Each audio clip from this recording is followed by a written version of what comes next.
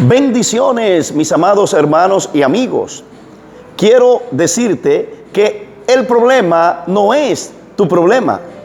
El problema es cómo tú quieres resolver tu problema. La Biblia habla de un hombre llamado Adán. Fue el primer hombre que Dios creó y Él lo creó para que gobierne. Pero sabemos lo que pasó. Adán desobedeció y al desobedecer automáticamente la Biblia dice que por el pecado entró la muerte. Pero ¿sabe qué? Dice que cuando Adán comete el pecado, que comió del árbol, se dejó llevar de la mujer, la Biblia dice que luego él se escondió. Y cuando su padre Dios viene y dice: Adán, ¿dónde estás? Adán dice: oh Señor, yo estoy escondido. Y dice Dios: ¿por qué está escondido? Y dice: es que tuve miedo y me escondí, porque la mujer que tú me diste como esposa, esa mujer me hizo pecar. Entonces estamos viendo, mis amados hermanos, dónde estuvo el problema de este hombre. El problema no estuvo en que comiera del árbol.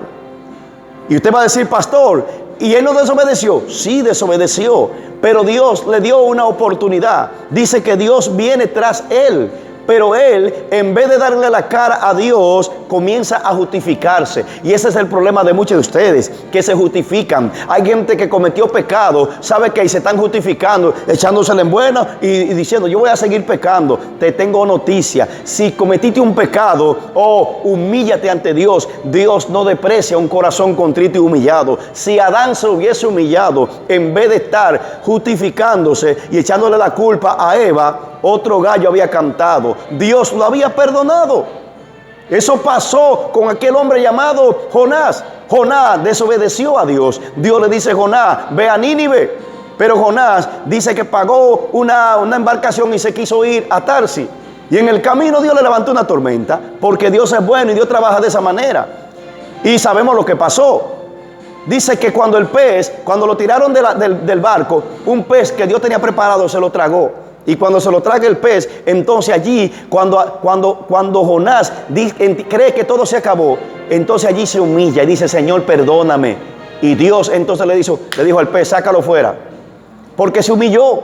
Pero también vemos la historia de aquel hombre llamado David, un hombre llamado por Dios, pero cometió un grave error. Y fue que le quitó la mujer a Urías, uno de sus militares de más confianza y hombre de Dios, llamado Urías, valga la redundancia. Y dice la palabra que luego que David quiso tapar el pecado, envolverlo, como siempre buscamos la manera de hacerlo penosamente, pero a Dios nadie lo puede engañar. David quiso engañarlo, pero se dio cuenta que no fue posible, hasta que de repente tuvo que mandar a matar a Urías.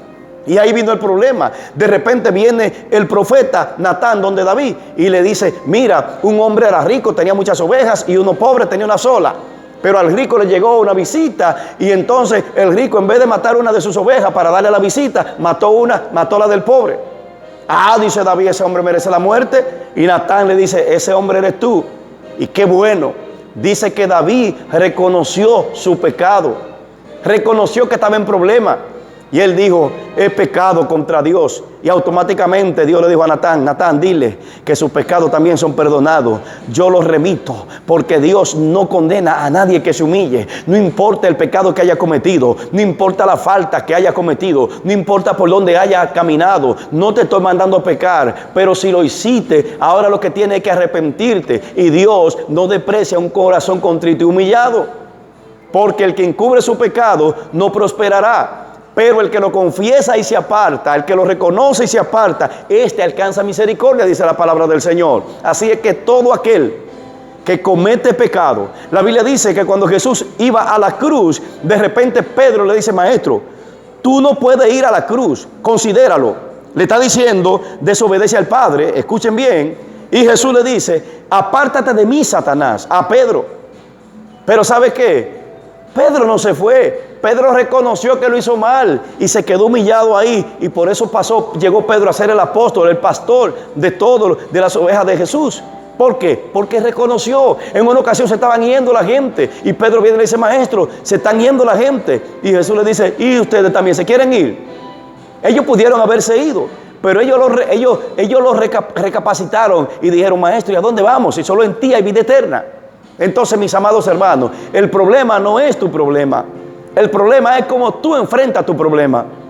Ven a Dios, humíllate al Señor y va a ver todo lo que Dios es capaz de hacer con un hombre que se humilla.